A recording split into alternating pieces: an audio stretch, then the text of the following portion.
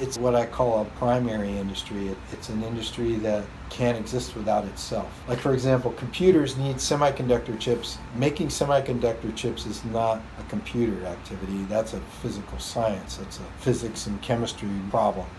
It's not a computing problem.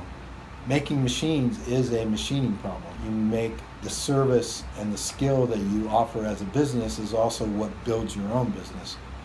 You use machines to make machines. It's the only type of mechanism that can create itself. Machine tools are the only kind of tools that can make themselves. Even woodworking tools, you don't make saws as a woodworker. You use saws.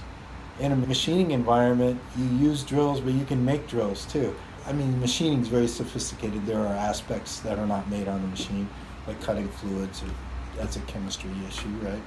Tool materials is more of a metallurgical or a ceramics issue. So there are outside fields, obviously, but if you look at a machine, it's 99% machined parts. So you can use that machine to make itself, make another, maybe it's a different style machine, but so machining skills and machining talent cross-pollinate